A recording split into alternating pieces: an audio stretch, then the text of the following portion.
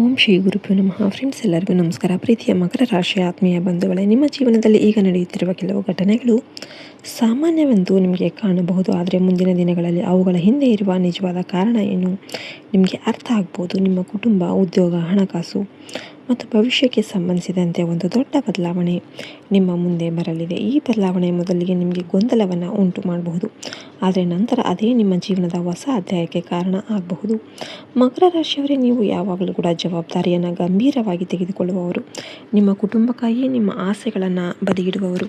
ಕಷ್ಟ ಬಂದರೂ ಕೂಡ ಯಾರಿಗೂ ಹೇಳದೆ ಸಹಿಸಿಕೊಳ್ಳುವವರು. ಆದರೆ ಈಗ ನಿಮ್ಮ ಜೀವನದಲ್ಲಿ ನೀವು ನಿಮ್ಮ ಬಗ್ಗೆ ಕೂಡ ಯೋಚಿಸಬೇಕಾದ ಸಮಯ ಬಂದಿದೆ. ಬಹಳ ದಿನಗಳಿಂದ ನೀವು ಕಾಯುತ್ತಿದ್ದ ಒಂದು ಅವಕಾಶ ನಿಮ್ಮ ಮುಂದೆ ಬರಬಹುದು.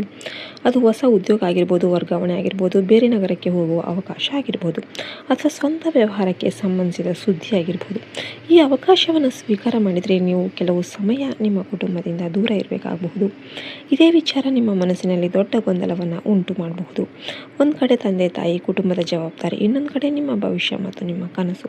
ಆದರೆ ಮಕರ ರಾಶಿಯವರೇ, ನಿಮ್ಮ ಜೀವನದಲ್ಲಿ ಕೆಲವೊಮ್ಮೆ ಮುಂದೆ ಸಾಗೋದಕ್ಕೆ ಪರಿಚಿತವಾದ ಸ್ಥಳವನ್ನು ಬಿಟ್ಟು ಹೊಸ ದಾರಿಯಲ್ಲಿ ಹೆಜ್ಜೆ ಇಡಬೇಕಾಗುತ್ತೆ. ಕುಟುಂಬದಿಂದ ದೂರ ಹೋಗೋದು ಅಷ್ಟೇ ಅಲ್ಲ, ಅವರ ಕಾಳಜಿ ಕೂಡ ಅಷ್ಟೇ ಇಂಪಾರ್ಟೆಂಟ್ ಆಗಿರುತ್ತೆ. ನಿಮ್ಮ ಬಗ್ಗೆ ಆತಂಕ ಪಡ್ಬೋದು, ಆದರೆ ಅವರ ಮಾತಿನ ಹಿಂದೆ ನಿಮ್ಮ ಮೇಲಿರುವ ಪ್ರೀತಿ ಇರುತ್ತೆ. ಅವರೊಂದಿಗೆ ಜಗಳ ಮಾಡದೆ ಶಾಂತವಾಗಿ ಮಾತನಾಡಿ ನೀವು ತೆಗೆದುಕೊಳ್ಳುತ್ತಿರುವ ಹೆಜ್ಜೆ ಏಕೆ ಮುಖ್ಯ ಎಂಬುದನ್ನು ತಿಳಿಸಿ. ನಿಮ್ಮ ಭವಿಷ್ಯವನ್ನು ಉತ್ತಮಗೊಳಿಸಲಿಕ್ಕೆ ಈ ಅವಕಾಶವನ್ನು ಬಳಸಿಕೊಳ್ತಾ ಇರಿ ಅಂತ ಅವರಿಗೆ ಅರ್ಥ ಮಾಡಿಸಿ. ನಿಧಾನವಾಗಿ ಅವರ ಮನಸ್ಸು ಬದಲಾಗ್ಬೋದು. ಮಕರ ರಾಶಿಯವರೇ, ಹಣಕಾಸಿನ ವಿಷಯದಲ್ಲಿ ಬಹಳ ದಿನಗಳಿಂದ ಇದ್ದ ಒತ್ತಡ ನಿಧಾನವಾಗಿ ಕಡಿಮೆ ಆಗಬಹುದು. ಬಾಕಿ ಉಳಿದ ಹಣ ವಾಪಸ್ ಬರುವುದು, ಸಾಲದ ಒಂದು ಭಾಗವನ್ನು ತೀರಿಸಬಹುದು. ಈ ಸಮಯದಲ್ಲಿ ಹಣ ವಿಚಾರದಲ್ಲಿ ಎಚ್ಚರದಿಂದಿರಿ. ಹಣ ಬಂದ ತಕ್ಷಣ ದೊಡ್ಡ ಖರ್ಚು ಮಾಡಬೇಡಿ. ಉಳಿತಾಯಕ್ಕೆ ಆದ್ಯತೆ ನೀಡಿ ಮತ್ತು ಹೂಡಿಕೆ ಮಾಡುವ ಮೊದಲು ಸಂಪೂರ್ಣ ಮಾಹಿತಿ ಪಡೆಯಿರಿ. ಯಾರಾದರೂ ನಿಮಗೆ ಬೇಗ ಹಣ ದ್ವಿಗುಣವಾಗುತ್ತೆ ಅಂತ ಅಂದರೆ, ದೊಡ್ಡ ಲಾಭ ಸಿಗುತ್ತೆ ಅಂತ ಅಂದಾಗ ಒಬ್ಬ ವ್ಯಕ್ತಿ ಎಲ್ಲರ ವಿರೋಧವನ್ನು ಎದುರಿಸ್ತಾ ಇರಬೇಕಾದಾಗ ಆ ವ್ಯಕ್ತಿ ನಿಮ್ಮ ಮಾತನ್ನು ಅರ್ಥ ಮಾಡಿಕೊಳ್ಳಬಹುದು ಮತ್ತು ಮನೆಯವರಿಗೂ ವಿವರಿಸಬಹುದು. ಆ ವ್ಯಕ್ತಿ ನಿಮ್ಮ ಸಹೋದರ, ಸಹೋದರಿ, ಸಂಗಾತಿ, ಸ್ನೇಹಿತ ಅಥವಾ ಕುಟುಂಬದ ಮತ್ತೊಬ್ಬ ಸದಸ್ಯರಾಗಿರ್ಬೋದು. ಈ ವ್ಯಕ್ತಿಯೊಂದಿಗೆ ಹಿಂದೆ ಇದ್ದ ಸಣ್ಣ ತಪ್ಪು ಗ್ರಹಿಕೆಗಳು ಇವೆಲ್ಲವೂ ಕೂಡ ಈ ಸಮಯದಲ್ಲಿ ದೂರ ಆಗಬಹುದು. ಹಳೆಯ ಕೋಪವನ್ನು ಬಿಟ್ಟು ಮಾತನಾಡಿದರೆ ಸಂಬಂಧ ಮತ್ತಷ್ಟು ಗಟ್ಟಿಯಾಗಬಹುದು. ಮಕರ ರಾಶಿಯವರೇ, ನಿಮ್ಮ ಕುಟುಂಬದಲ್ಲಿ ಹಲವು ವರ್ಷಗಳಿಂದ ಹೇಳದೇ ಉಳಿದಿರುವ ಒಂದು ವಿಷಯ ಮತ್ತೆ ಹೊರಬರುವ ಸಾಧ್ಯತೆ ಇದೆ. ಅದು ಹಳೆಯ ಆಸ್ತಿ ವಿಚಾರ ಆಗಿರ್ಬೋದು, ಕುಟುಂಬದ ಸಂಬಂಧಕ್ಕೆ ಸಂಬಂಧಿಸಿದ ವಿಷಯ ಆಗಿರ್ಬೋದು, ಅಥವಾ ಹಿಂದಿನ ಒಂದು ಘಟನೆಗೆ ಸಂಬಂಧಿಸಿದ ಸತ್ಯ ಆಗಿರ್ಬೋದು.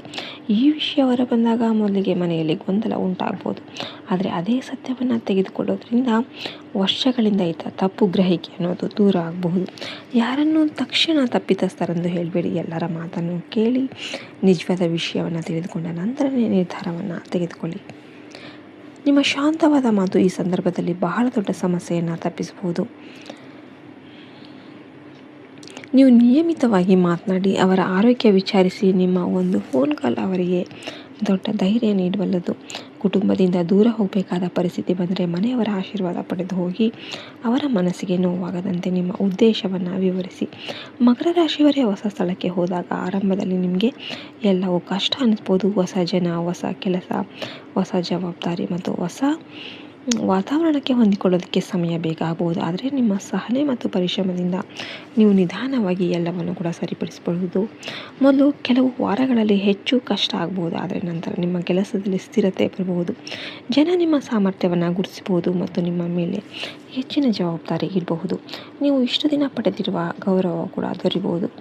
ಮಕರ ರಾಶಿಯವರೇ, ಒಂದು ಸಂಜೆ ಸಮಯದಲ್ಲಿ ಬರುವ ಸುದ್ದಿ ನಿಮ್ಮ ಜೀವನದ ದಿಕ್ಕನ್ನು ಬದಲಾಯಿಸಬಹುದು.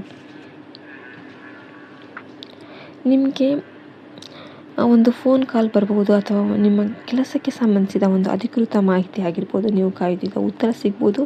ಆ ಸುದ್ದಿ ಬಂದ ನಂತರ ನೀವು ಒಂದು ದೊಡ್ಡ ನಿರ್ಧಾರ ತೆಗೆದುಕೊಳ್ಬೇಕಾಗ್ಬೋದು. ಆದರೆ ಆ ಸಮಯದಲ್ಲಿ ಆತುರ ಪಡಬೇಡಿ. ಎಲ್ಲ ವಿವರಗಳನ್ನು ಕೇಳಿ ಅರ್ಥ ಮಾಡಿಕೊಂಡು ನಂತರ ಉತ್ತರ ನೀಡಿ. ಕೆಲವೊಮ್ಮೆ ಒಂದು ಸಣ್ಣ ನಿರ್ಧಾರನೇ ಮುಂದಿನ ಹಲವು ವರ್ಷಗಳ ಜೀವನವನ್ನು ಬದಲಾಯಿಸಬಹುದು.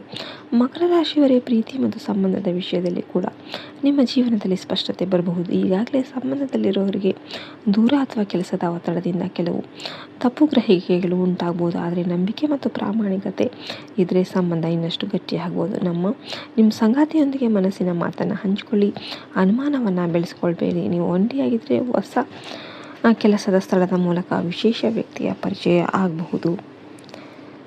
ಹಳೆಯ ಪರಿಚಯದಿಂದ ಬರುವ ಅವಕಾಶವನ್ನು ಸಂಪೂರ್ಣವಾಗಿ ನಿರ್ಲಕ್ಷ್ಯ ಮಾಡಬೇಡಿ. ಆದರೆ ಅದೇ ಸಮಯದಲ್ಲಿ ಅತಿಯಾದ ನಂಬಿಕೆಯನ್ನು ಕೂಡ ಇಡಬೇಡಿ. ವಿಚಾರಿಸಿ ನಂತರನೇ ಮುಂದುವರಿರಿ. ಮಕರ ರಾಶಿಯವರೇ, ನೀವು ಇಷ್ಟು ದಿನ ನಿಮ್ಮ ಕುಟುಂಬಕ್ಕಾಗಿ ಸಾಕಷ್ಟು ತ್ಯಾಗ ಮಾಡಿದ್ದೀರಿ. ಈಗ ನಿಮ್ಮ ಭವಿಷ್ಯಕ್ಕಾಗಿ ಒಂದು ಹೆಜ್ಜೆ ಇಡುವ ಸಮಯ ಬಂದಿದೆ. ನೀವು ನಿಮ್ಮ ಜೀವನದಲ್ಲಿ ದೊಡ್ಡದಾಗಿ ಏನಾದರೂ ಸಾಧನೆ ಮಾಡಬೇಕು ಅಂದ್ಕೊಂಡು ಅದನ್ನು ಮುಂದೂಡ್ತಾ ಇರ್ತೀರಿ. ಈಗ ಪರಿಸ್ಥಿತಿ ನಿಧಾನವಾಗಿ ಬದಲಾಗಬಹುದು. ನೀವು ಹಿಂದೆ ಸಾಧ್ಯ ಇಲ್ಲ ಅಂದ್ಕೊಂಡಿದ್ದ ಕೆಲಸವನ್ನು ಈಗ ಮಾಡೋದಕ್ಕೆ ಸ್ಟಾರ್ಟ್ ಮಾಡಬಹುದು. ಮಕರ ರಾಶಿಯವರೇ, ಈ ಸಮಯದಲ್ಲಿ ನಿಮ್ಮ ಮನಸ್ಸಿನ ಶಾಂತಿಯನ್ನು ಕಾಪಾಡಿಕೊಳ್ಳೋದು ಬಹಳ ಮುಖ್ಯವಾಗಿರುತ್ತೆ. ಎಲ್ಲರ ಸಮಸ್ಯೆಯನ್ನು ನಿಮ್ಮ ತಲೆ ಮೇಲೆ ಹಾಕ್ಕೊಳ್ಳೋದಕ್ಕೆ ಹೋಗಬೇಡಿ. ನಿಮ್ಮಿಂದ ಸಾಧ್ಯವಾದಷ್ಟು ಸಹಾಯ ಮಾಡಿ. ಆದರೆ ನಿಮ್ಮ ಆರೋಗ್ಯ ಮತ್ತು ಮನಸ್ಸನ್ನು ಕೂಡ ಗಮನಿಸಿ. ದೇವರ ಮೇಲೆ ನಂಬಿಕೆ ಇಟ್ಟು ನಿಮ್ಮ ಪ್ರಯತ್ನ ಮುಂದುವರಿಸಿ. ಮಂಗಳವಾರ ಅಥವಾ ಶನಿವಾರ ಹನುಮಾನ್ ಚಾಲೀಸ ಪಠಿಸಿ. ನಿಮಗೆಲ್ಲ ವಿಡಿಯೋ ಇಷ್ಟ ಆಗಿದೆ ಅಂದರೆ ವಿಡಿಯೋಗೆ ಲೈಕ್ ಮಾಡಿ. ಜೈ ಶ್ರೀರಾಮ್ ಅಂತ ಕಮೆಂಟ್ ಮಾಡೋದನ್ನು ಮರಿಬೇಡಿ. ಜೈ ಹಿಂದ್, ಜೈ ಭಾರತ್ ಮಾತೆ. ಹರಿ ಓಂ ತತ್ಸತ್. ಸರ್ವೇ ಜನೋ ಸುಖಿನೋ ಭವಂತು.